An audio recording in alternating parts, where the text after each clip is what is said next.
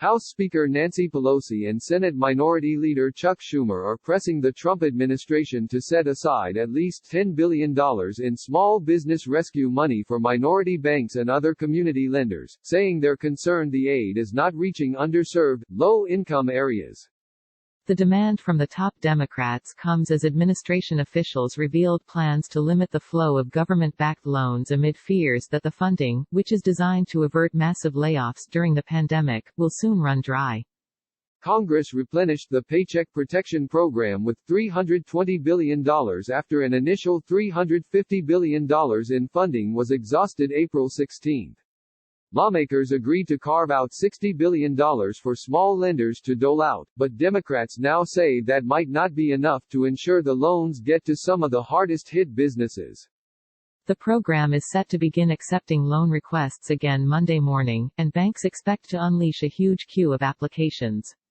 In preparation, the Small Business Administration, which is running the program, on Sunday told lenders it planned to pace the number of loans processed in its system. The agency will cap the dollar amount of loans that individual banks can originate at about $60 billion, which will limit the participation of the country's biggest lenders. Lenders with less than $50 billion in assets will not be subject to that ceiling. As the SBA tries to throttle the flow of loan requests, the agency told banks with a large number of pending applications that they would be able to submit them in a one-time, bulk filing. In a letter late Saturday to the Treasury Department and the SBA, Pelosi, Schumer and 4 other key Democrats asked the administration to use its administrative power to set aside $10 billion in loan funding to be disbursed by minority lenders and community development financial institutions, which focus on borrowers who lack access to traditional banks. These institutions' specific mission to serve low-income, rural and minority small business owners and communities uniquely positions them to increase the amount of PPP loans that reach our underserved businesses, they wrote. These businesses are the heartbeat of the diverse communities they serve and are particularly vulnerable during this crisis.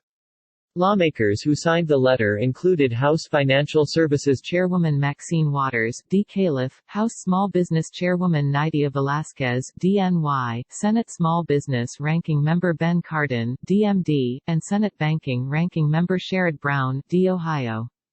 The request underscored concerns that hundreds of billions of dollars in aid would fail to reach multitudes of some of the most vulnerable small businesses and their employees.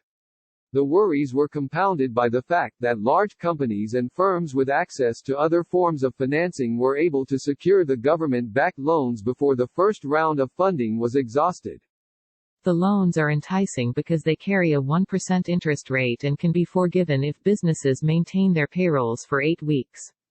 Banks were growing increasingly frustrated with the Trump administration over its hurried and rocky rollout of the Paycheck Protection Program.